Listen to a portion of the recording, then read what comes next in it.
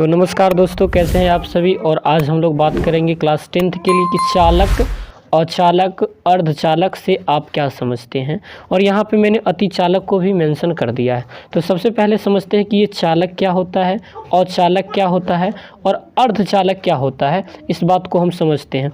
तो सबसे पहले आइए देखते हैं चालक क्या होता है। कि जिन धातुओं से होकर विद्युत धारा का प्रवाह आसानी से होता है उसे चालक कहा जाता है। मतलब कि जैसे ये अगर धातु है तो इससे होकर यहाँ पर अगर मैंने करंट सेट किया तो इधर से होकर प्रवाह होने लगा तो इसे कहा जाएगा चालक है। यानी विद्युत का जो क्या कर रहा है, प्रवाह कर रहा है, विद्युत का चालन कर रहा है। जैसे लोहा देख लीजिए, तांबा देख लीजिए, इससे होकर विद्युत धारा का प्रवाह आसानी से होता है। तो हम यूँ कहेंगे कि जिस धातुओं से होकर विद्युत धारा का प्रवाह आसानी से होता है उसे चालक कहा जाता है। इतनी बात समझ में आया। अब होता है अचालक। चालक और अचालक, हिंदी में जिस भी शब्द के पहले अगर अ लग जाता है उसका मतलब होता है उल्टा। उल्टा का मतलब विपरार्थक।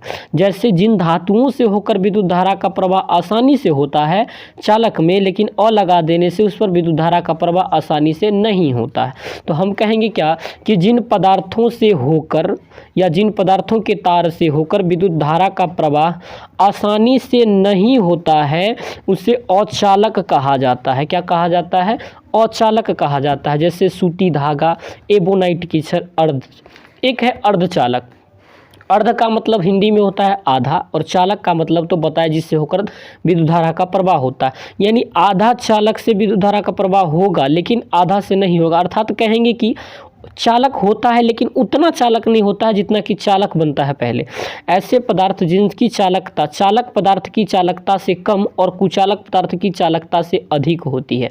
मैंने कुचालक भी नहीं होगा और चालक भी नहीं होगा, बीच का होगा, यानी अर्धचालक कहा जाता है।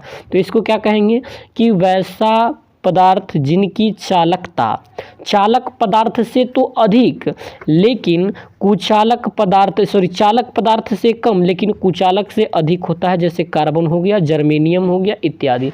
और एक लास्ट में आता है अतिचालक। क्या होता है? तो जब किसी पदार्थ से अति निम्न ताप पर विद्युत धारा प्रवाहित करने पर बिना प्रतिरोध के अर्थात बिना ऊर्जा क्षय के धारा बहती है उसे अतिचालक कहा जाता है।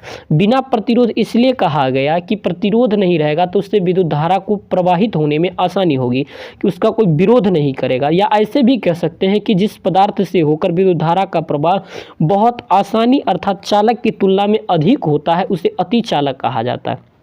पहली बात, चालक क्या होता है? जिससे विद्युत धारा आसानी से प्रवाहित होता है। कुचालक जिससे विद्युत धारा प्रवाहित नहीं होता है। अर्धचालक जिससे होकर चालक से कम और अचालक से ज़्यादा होता है। कुचालक होता है, अर्धचालक होता है, और अतिचालक में चालक से ज़्यादा प्रवाहित होता है। तो ये होता है। तो हमें उम्मीदें हैं कि आपको ये सारी चीज़ समझ में आ गई होगी। मैंने पहले यहाँ पे चालक बताया था और उसके बाद मैंने अचालक बताया, फिर अर्धचालक बताया और एक अतिचालक बताया।